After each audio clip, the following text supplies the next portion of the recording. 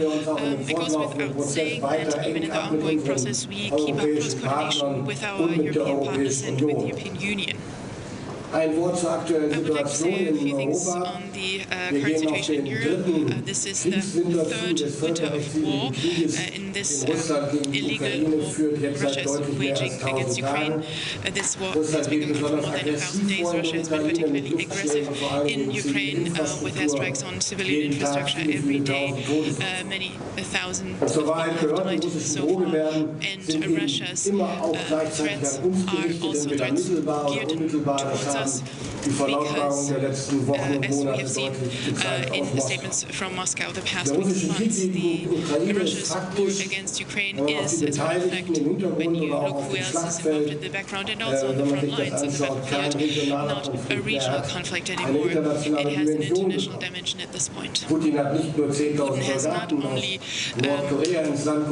got into his country 10,000 service members from North Korea, on top of that, confirmed by Minister today, President Putin is paying $2,000 per North Korean soldier as a one-off sum, and this is an escalation of the conflict, and the conflict got further escalated by firing an intermediate ballistic missile on Ukraine. And then the second topic was how do we as Europeans prepare for the future, how do we have Ukraine in the future. We talked to Mr. Umerov at the conference today in our meeting, and one statement was that we didn't need a confirmation of that, but it was still good to hear it. We want to keep up and maintain our support to the Ukrainian industry sector, defense industry sector, because it is important that Ukraine gets materials it needs, and we will do that as the first step with the money we have gathered from food farm profits, which is one important step to do what I just outlined. And we will also increase our cooperation of capability coalitions, for example, when it comes to developing and procuring AI-controlled drones, when it comes to producing ammunition. And I would like to say once again, just 1 year ago, there was a ratio in the use of artillery ammunition from 10 on the Russian side to 1 to 2 on the Ukrainian side, and this ratio today has reached almost a parity level. And so the efforts in Europe and beyond to increase ammunition production have been successful, but these efforts need to be continued, and so our goal is that Ukraine must act from a position of strength. Another lesson from Russia is that Mr. Boris also made it clear to us that asked us clearly that the format of the UDCG, the Ramstein format, is very important, and that we may keep it up, and we fully share his assessment. It helps us to gather a unified situation picture, and it also helps Ukraine, because the UDCG meetings make sure time and again that commitments are renewed and funds are being made available, and money is being pooled to support Ukraine. The 5 of us want to keep the UDCG format alive and keep supporting it. And from January onwards, NSATU in Wiesbaden will take on the coordination of efforts for Ukraine. And for us, it's clear the capability gaps and the gaps in manning and personnel that still exist in NSATU need to be closed swiftly. What's our to-do list?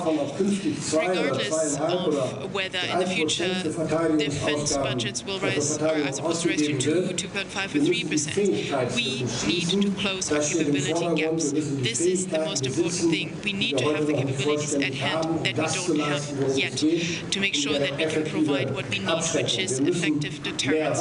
We need to develop more weapon systems together, produce and procure together.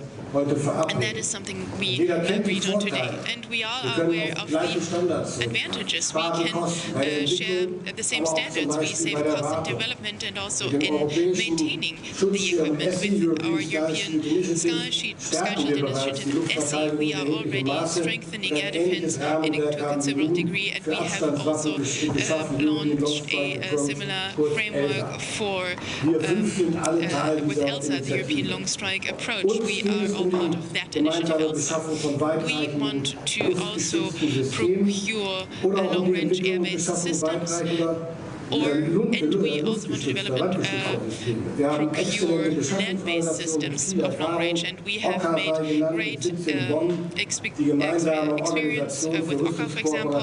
It's an organization for armaments cooperation, and it has gathered a lot of expertise and experience in the past. And we would also like to have Poland to be a member. I think Poland is an observer state, and we want Poland to become a full member of OCCA. And we will support Poland on that path. And we know that this week we will get for the first time a defense commissioner, which we could also call an armaments commissioner.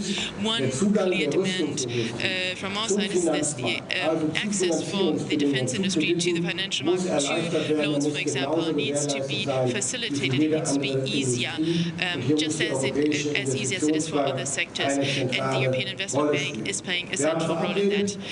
We also agreed that the next meeting of this group will take in Poland. Thank you, Vladislav, for the invitation. We are thinking about having our next meeting early next year, so that we are speeding things up here, and we will focus then on two topics that we want to discuss in more concrete terms to derive more steps. And now I hand over to my friend and colleague Sébastien.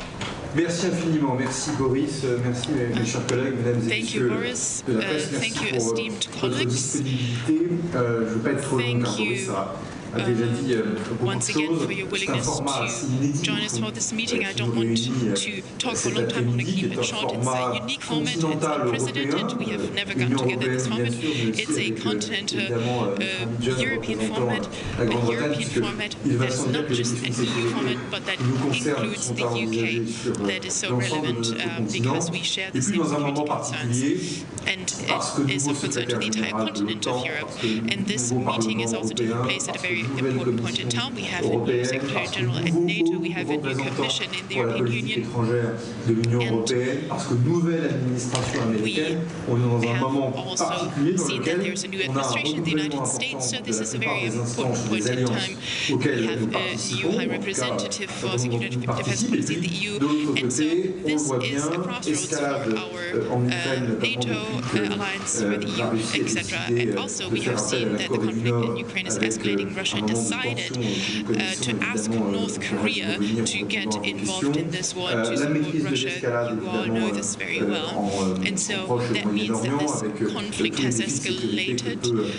We are also witnessing escalations of the conflict in the Middle East, which brings challenges of its own. And Boris, let me say thank you very much for having organized this meeting. We wanted to have an informal framework, an informal setting in which we can discuss all these measures and all the other formats that we have at NATO or at the EU or at the G7 in Naples just recently at the invitation of our Italian colleague Guido. All these formats exist, but we also discussed all the issues that I mentioned earlier. But what I would like to say is that we invited Rustem Umerov, the Ukrainian defense minister, to our meeting today.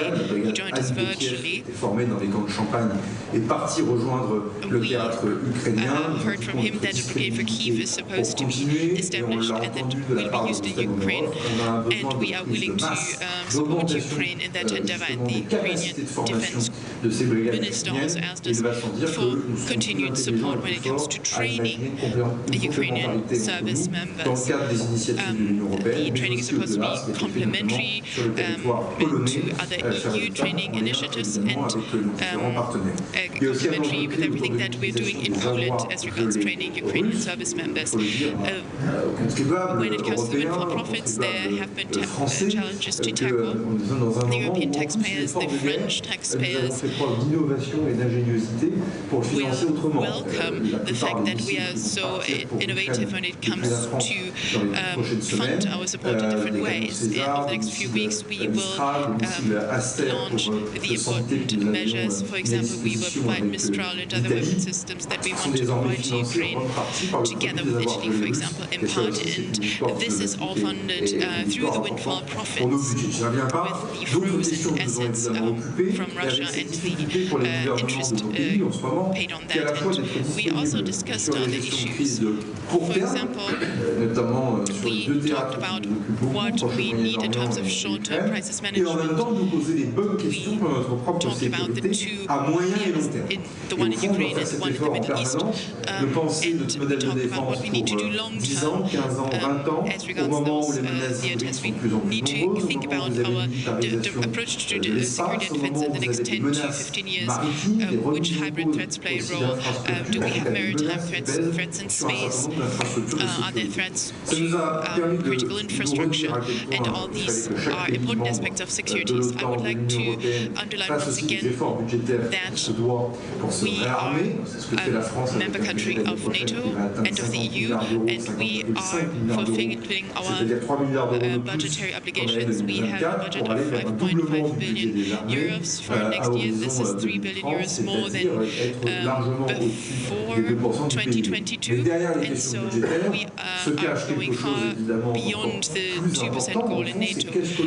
But one thing is even more crucial. What are we doing with those funds? What are we doing with that money? We need to make sure that these more than 2% of GDP are being used in a reasonable way, so that we have at hand what it is that we need to protect the Mediterranean, the Atlantic, or the North Sea, the Baltic Sea. So we need to use this money to develop military capabilities for example, the land forces in various countries, and that is important that we highlight that here too.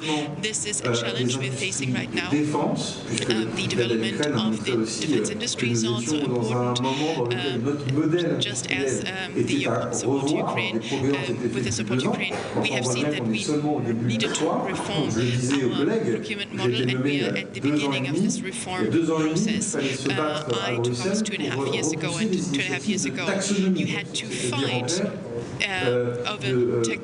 against the taxonomy proposals in Europe, because there have been initiatives that questioned what the European industries do in terms of armaments projects and what they provide. And then 2.5 years later, suddenly everyone wants to speed up the processes and produce more and produce faster. And there are suggestions and proposals on the table. Ukraine has shown us that we need large numbers of material, large masses, and we have seen that the attacks in Israel and Iran, for example, require high-tech development and assets, and we are facing two major challenges in this vein. So we need sustainability in our equipment, and at the same time we need to develop new systems and complex systems. And so there is strength in numbers, for sure. We're stronger when we're united. We have a new EU Commission, as I pointed out earlier, and the security matters are matters of sovereignty. Each and every member state needs to make its own decisions and determine the path for itself. But at the end of the day, we have an internal market, and we have a framework regulation to support our defense industry. This will help our industry, and that's a topic that is of importance. The same applies to our subcontractors. And in our format, we have to deal with questions regarding the future in this area, because there are plans to secure production capacities and supply chains, especially in our future armaments projects. Regarding our capability gaps, of course, we are drawing conclusions and seeing the lessons learned from the past. Boris talked about ELSA. In ELSA, we are trying to produce ground-based long-range systems. We are thinking about expanding this, though, and we will make quick progress here, because this very much touches upon our capability to provide security for the European continent. It's not so much because of the threat from the East, but also because of threats emanating from the Middle East. I could mention many other aspects that we discussed, but the discussion this afternoon showed us and showed our political directors and our teams that they are being issued a mandate to elaborate proposals for the white paper on defense by the European Union. So these are topics for the Commission that wants to develop such a white paper. And so we need contributions from the EU member states.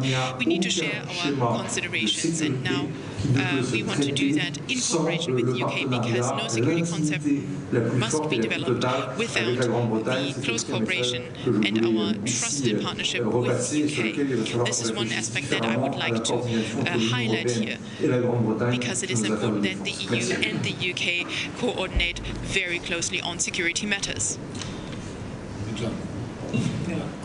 Bravo, Boris, for congratulations for bringing our 5 nations together for the first time as E5. Together we are the 5 largest defence spenders in Europe.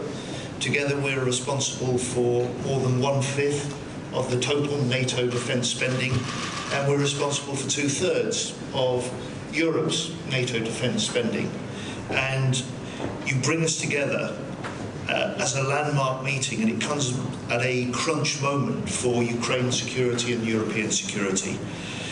I think the fact that we've come together as the E5 very clearly signals that we will stand unified and ready to protect our continent from aggressors.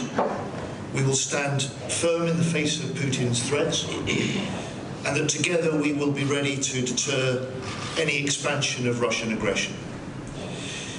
On Ukraine, first and foremost, we discussed with Rustem Umerov the need to redouble our support for Ukraine, because the defence of Europe, the defence of the UK starts in Ukraine, and if Putin prevails in Ukraine, he will not stop there, because his objective is the destabilisation of democracies across our continent.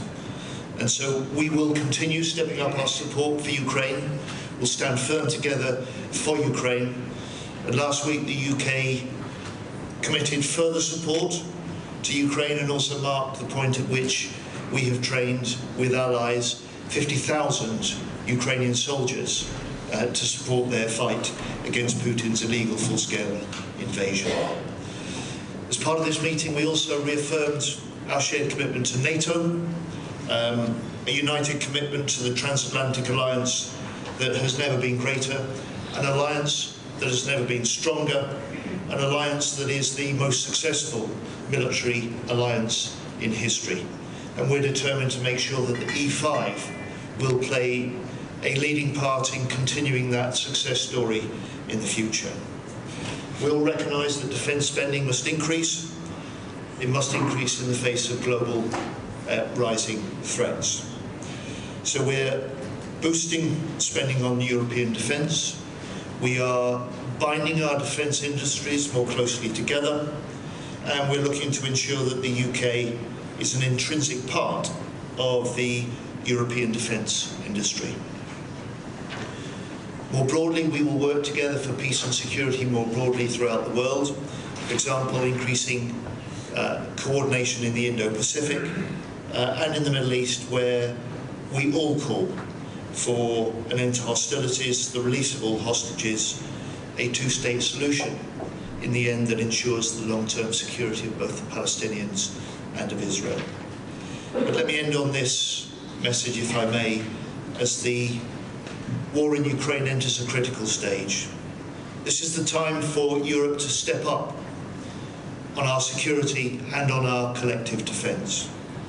We're working together to strengthen NATO's eastern flank. We're working together to strengthen collaboration on developing air defences and long-range missiles. We're working together to strengthen industrial programmes between our leading companies. This meeting today, Boris, I think, sends a resounding message that leading European nations will do whatever is necessary to protect our continent from those who threaten us, and as European allies, we will take on more responsibility for the defence and security of our continent. Thank you.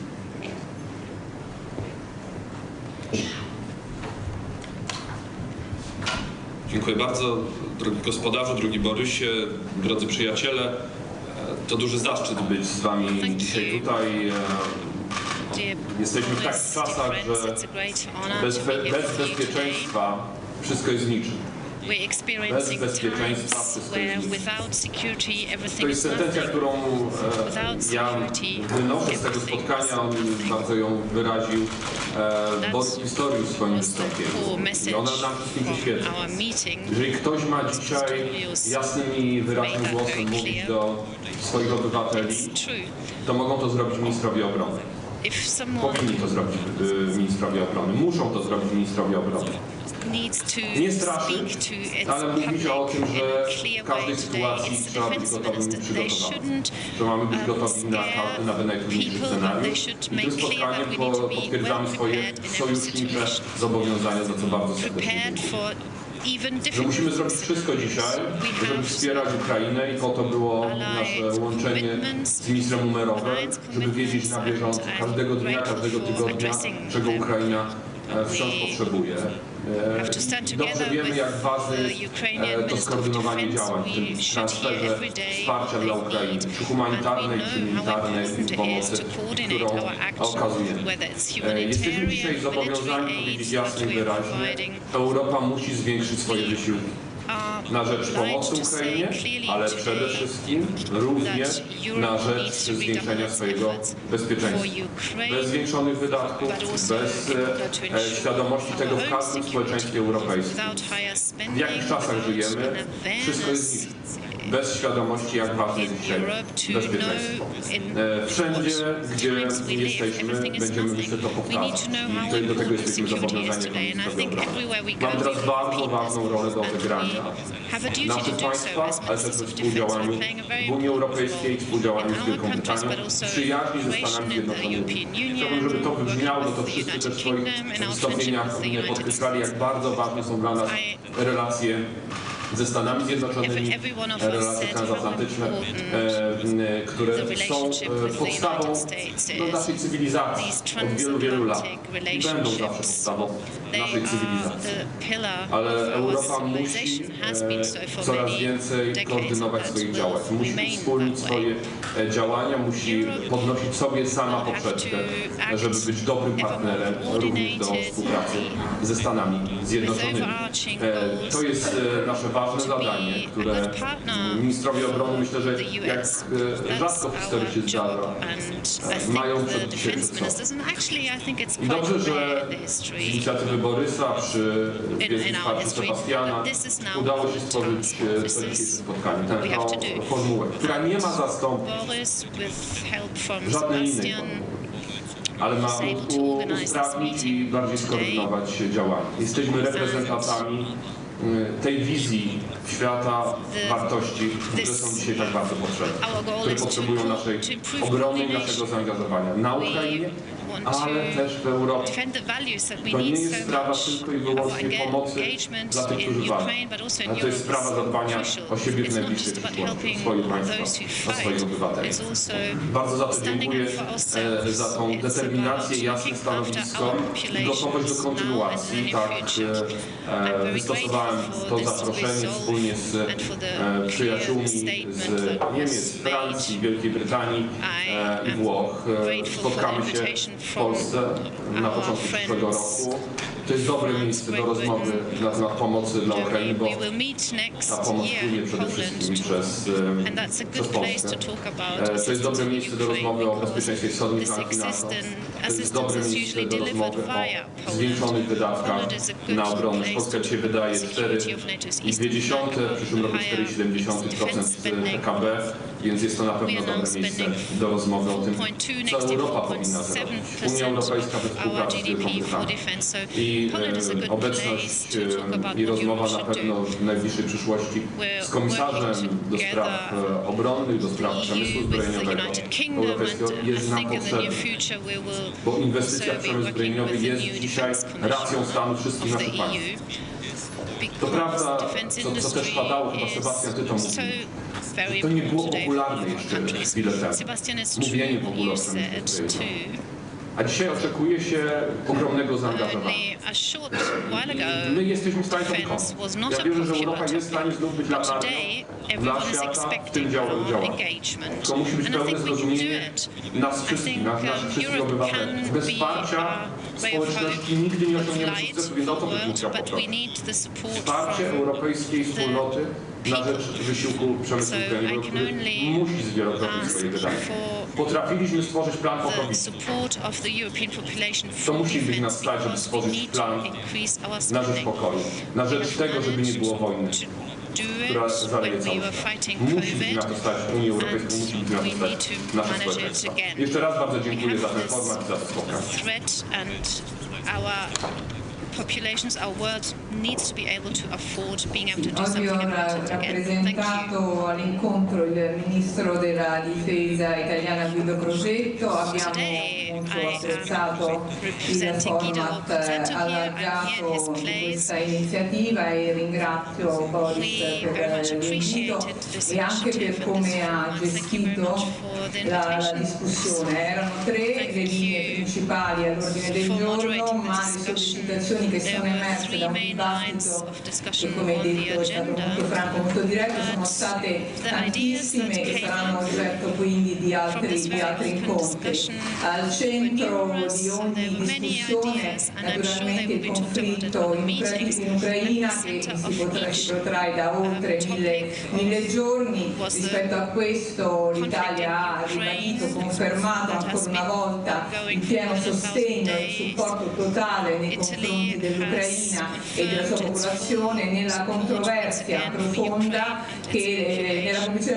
che le contrapposizioni, le controversie tra gli Stati debbano essere regolate dalla politica e dalla diplomazia nel rispetto del diritto internazionale e senza violazioni. In sintesi e semplificando, la legge del più forte non deve prevalere, noi auspichiamo una pace giusta e duratura. Sin dall'inizio il governo italiano ha sostenuto il popolo ucraino che è determinato con molta fierezza e molta forza a difendere i valori di democrazia, di pace e di libertà e a difendere il sacrosanto diritto della sovranità territoriale. Come voi sapete l'Italia ha e continua a farlo, fortemente aiutato il popolo ucraino con l'invio di ben 9 pacchetti di aiuti militari per un totale complessivo di quasi 2,5 miliardi ed è in via di definizione il 10° pacchetto, ma non solo questo, l'Italia è impegnata in modo massiccio con mezzi e personale per rafforzare con una postura di deterrenza e di difesa per rafforzare il fianco est della NATO, lo abbiamo fatto, continuiamo a farlo con convinzione. Abbiamo anche sottolineato nell'ambito di questo incontro l'Italia è fortemente impegnata e anche molto motivata nel sottolineare l'importanza della coesione della comunità degli utenti, l'impegno congiunto per la soluzione politica e diplomatica delle crisi in corso e dei conflitti in corso. Purtroppo sono molti gli scenari di conflitto. Abbiamo tutti quanti sottolineato la necessità anche di consolidare il pilastro europeo della NATO e di rafforzare la base industriale della difesa europea e di incrementare tutte le iniziative dell'Unione Europea che dovrà contribuire alla stabilità internazionale anche con una maggiore autonomia. L'Europa, dal nostro punto di vista, deve investire di più per la sicurezza e agire da protagonista per garantire la pace e la stabilità nello scacchiere internazionale. E ancora, voglio aggiungerlo anche in conferenza stampa, guardiamo con estrema preoccupazione naturalmente condivisa da tutti, preoccupazione alla crescente instabilità che proviene dalle aree quali il Medio Oriente, ma anche le regioni Indo-Pacifiche di cui abbiamo parlato, il continente africano, che sono centrali non solo per la nostra sicurezza e per la nostra libertà, per il nostro benessere, ma che sono centrali per gli equilibri globali. Noi abbiamo anche ribadito infine il nostro impegno e anche l'auspicio comune e condiviso affinché cessino le ostilità in Medio Oriente, siano rilasciati tutti gli ostaggi ancora detenuti e vengano poste davvero le basi per una pace che sia duratura, basata sul principio di due popoli e due stati. Grazie ancora per questa opportunità e anche per lo stile che è stato dato ai lavori di confronto estremamente sincero e diretto e direi anche costruttivo. Thank you very much. And we had a very constructive exchange. Jörg Blank gets the first question from the German news outlet. Minister Pistorius, my question is for you. We were warned recently that there may be cargo that could be set on fire in airplanes, and then just today a plane crashed in Vilnius due to an issue like that. We heard that Moscow might have its hands in that, and so what have you done so far to protect aviation from such attacks? The answer, the Ministry of Defense has no insights as to whether there was an explosive charge and where it would emanate, it would have come from. And I think this question should be directed to the Ministry for Infrastructure because it concerns civilian aviation. But of course, we've talked about this issue. We need to increase our awareness for cargo shipping, and we also know that there is no 100% security in this field, but the gaps that there are and that are identified need to be closed, and both military and civilian aviation are aware of this. Markus Decker has the next question. Minister Pistorius, your colleagues just talked about how more defense efforts are only possible based on with the support of the citizens. Now we're facing an election campaign for the German parliament where this topic will play a role, and where the topic will probably not turn out the way, evolve the way you would want it to be, where various parties, maybe even unexpectedly, will tell the citizens, oh, it's not that bad in Ukraine and we don't need to do more and we can keep things as they are. How do you see that situation? How do you personally want to address it? First of all, I share the situation regarding the Alternative for Germany party and the BSW party and all the other parties that their supporters are aware of the fact that some have more or maybe a little less enthusiasm or support for the topic of investing in defense. If we don't invest in defense, we will not be able, as largest partner in Europe, in NATO, to, together with our NATO allies, generate and secure the deterrence we need in order to deter a conflict that could loom for us, deter threats or then avoid threats, and conduct successful deterrence. So I don't see that threat. In the service reports, I see that there is an increased willingness to prepare our country for defense and generate defense preparedness. And in these polls, I see a clear majority in Germany for an increase of the defense budget. I think that this is inevitable, but that may not come to you as a surprise, because I've been saying that so many times over the past 1.5 years at any chance I get, and I would like to tell you once again, there is no alternative to that. We have to do that, invest more for the reasons I just outlined. Next question for Marek Zieliński from TVP World. I hope I pronounced the name correctly. Thank you. This will be a question to Deputy Prime Minister Kosiniak-Kamysz in Polish.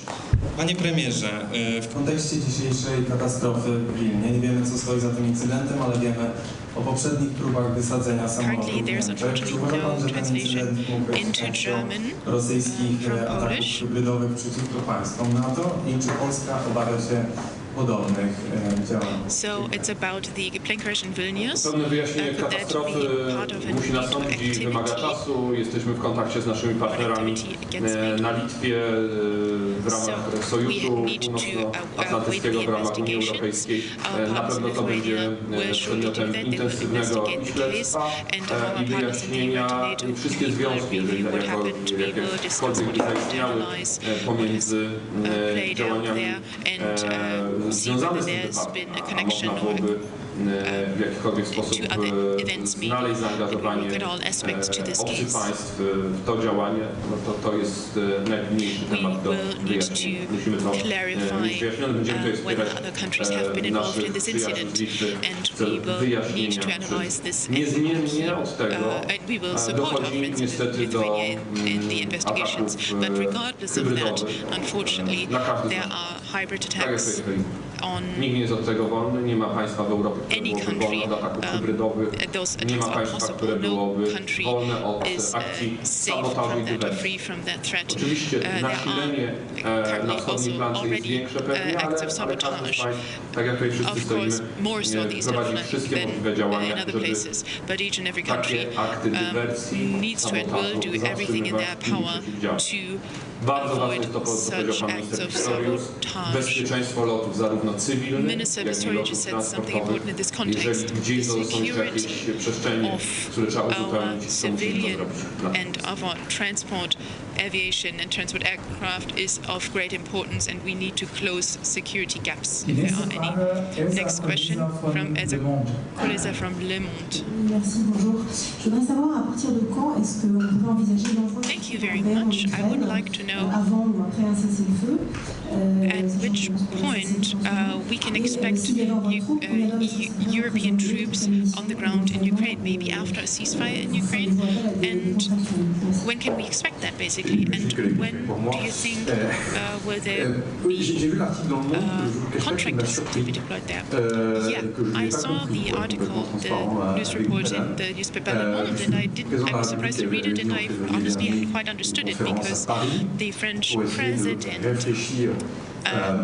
is planning a conference to be held in February, and at this conference we want to think about what we can do differently in the future and what we can do additionally on top of what we already do for Ukraine. And we held that in February, and he said there was no taboo. We need to at least think about all opportunities that present themselves, and so there are various projects that we are thinking about or discussing, and even in this format we thought about how we can increase the production of weapon systems so that we can produce more weapon systems close to the front lines. So these are initiatives that we are pursuing right now. And there are many other initiatives as well, for example, in the Black Sea, and you are familiar with all those initiatives. But to answer your questions, I have no new insights, except from what the French president said in February of this year, to be precise. Non, mais je ne fais pas de casuistique. Encourage pour les interprètes pour traduire le mot, mais je ne fais pas de casuistique. Et si. Je renvoie ce qui avait été dit par le président. I don't want to answer to questions like that, to these hypotheticals, if, that there is no point in answering hypothetical questions. The next question. Thank you. Hi, dear ministers, thank you for your time coming here together. I have a short question for all of you. You were talking about defense spendings and increasing the support for Ukraine. Obviously, there are difficulties with the household and reaching the existing NATO goal of 2%. Would each of you be okay with raising the NATO goal to 3%? Well, I just mentioned it's. In the first place, it's about talking about 2%, 2.5%, 3%, or even more. But the main purpose, the main objective has to be to fulfill the capability requirements, to be able to do what is necessary to achieve an effective deterrence and defense strategy. This is what we have to talk about. And of course, taking the expected requirements at the end of next year, we probably will talk about more than 2%. Everybody knows that. But anyway, we have to do more, and we do have to do it in time. Oui, pour la partie française, l'affaire est déjà actée. Yes, for France. Ces 2% ont déjà été atteints et qu'on va continuer. I can only say, we have reached the 2%, and we will continue down this path. Après, est-ce que ça sera suffisant? billion by year 2031. Will there be enough? We don't know. I think it depends on the country. Each country has its own model for the armed forces. We have nuclear deterrence and defense in France, so we make a large contribution here. The UK does too. So can we count that into the 2%? Other countries have expeditionary forces, rapidly deployable forces, which others in turn don't. So they can deploy their expeditionary forces to various continents, to Africa, to the Indo-Pacific. That's one force. Other countries may have strong naval forces, so large part of the 2% are these countries invested into their navies. So why am I saying that? Well, we need to reach that 2% goal. We have to reach it. We have to go beyond it. Is 2% the floor, not the ceiling? The answer is yes. But we are Europeans, and I'm also answering the question that was asked to Boris in the Bundestag in the Federal Parliament. What are we doing with the money? What is our requirement? What do we need for our deployments? What is the use of that money? What are the real threats in Europe, threats we all share? And what are country-specific threats? Poland, for example, has very different needs, very different requirements, different defense plans on the eastern border than France, for example. France is located in the west of Europe, so we have different plans for defense. And our threats are mostly emanating from Africa or the Middle East and are of great concern to us.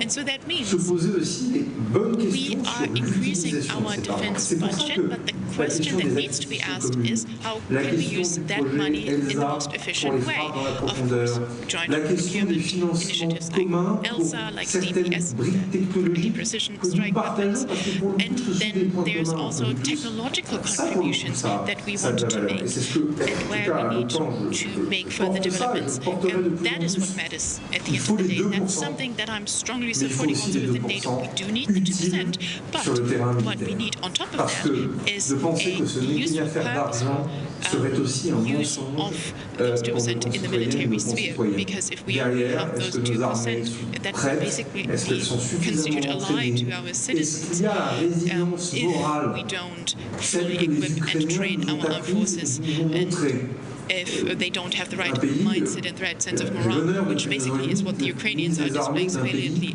And over the past 2.5 years, I've been having the honor of serving as the Minister of Staff for the Armed Forces in a country where we have faced many losses. We've had many casualties in our armed forces. We commemorated a young woman today who passed away in a car accident in Lebanon in an armored vehicle on the border between Israel and Lebanon as part of a UN mandate, of a UN mission. And so this is not only about money, it is about courage, about bravery, and about our ability as Europeans to respond to the threats of today, wherever they may emanate from. Of course, we need money, but money alone is not a solution. I think we all welcome the fact that for the first time this year, 23 of the NATO nations will be spending 2.5% at least of GDP on defence. We five here recognise that we need to do more, we need to spend more to reinforce European defence and security for the future. In the UK, we have a commitment to increasing defence spending to 2.5% of GDP. The last time that the UK spent 2.5% of GDP on defence was in 2010 with the previous Labour government. And as a new Labour government, we, within 4 months of taking office, are increasing our defence budget next year by almost £3 billion.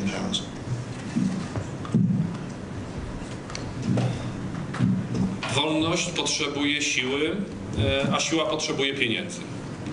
To jest moim zdaniem łatwe do przewidywania, co się wydarzy, jeżeli utracimy zdolność do zwiększania wydatków.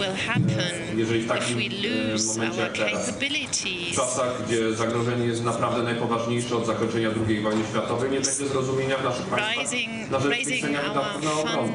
To każde z państw, tak jak elementy zagrożenia. Inne są, tak jak powiedział Sebastian, inne są dzisiaj dla Polski. kraju przygranicznego. Inne są dla Francji, inne są dla Niemiec, inne są dla Włoch, Wielkiej Brytanii, ale na wszystkich są. Świat został bardzo mały, a wojny są bardzo szybkie. I rozgrywają się nie tylko w przestrzeni związanej z użyciem czołgów, samolotów, ale rozgrywają się w tej przestrzeni, którą też trzeba inwestować, w cyberprzestrzeni, w każdym innym wymiarze. To też potrzebuje zwiększenia naszych wydatków. Ja uważam, że Unia Europejska robi dzisiaj za mało jako całość. Jeżeli Unia Europejska nie obudzi się tym względem wydatków, zwiększonych wydatków na przemysł zbrojeniowy, to naprawdę nie wykorzystamy tej możliwości i tego czasu, który dzisiaj mamy. Bo my mamy dzisiaj ten czas, a za chwilę go możemy. Missing this window of opportunity that we have today. We still have time, but soon time is running out. Ha sottoscritto con gli alleati degli accordi che prevedono spese militari, onorare quegli accordi, ma abbiamo rappresentato in tutte le sedi deputate che c'è un nodo da sciogliere, che è quello di svincolare le spese militari dal patto di stabilità. È una questione che è al centro dell'agenda e anche della discussione europea ed è il nodo. In generale l'obiettivo delle spese militari che riguarda naturalmente il potenziamento delle nostre forze armate è un obiettivo al quale guardiamo con attenzione e con impegno, anche perché riteniamo, e Ucraina l'ha insegnato, che la pace e la libertà abbiano sempre un prezzo.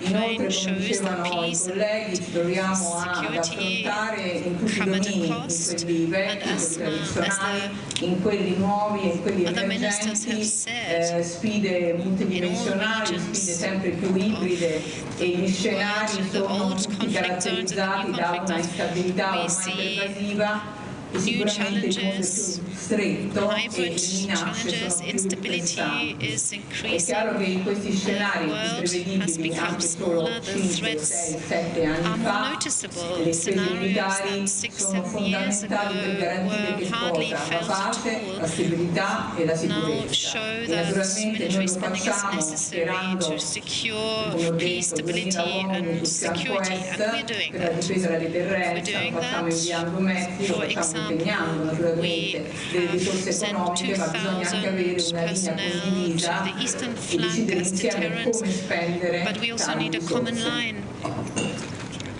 in order to take decisions together as to how we want to spend. Unfortunately, we don't have much time left, so this is a question but for ARD. I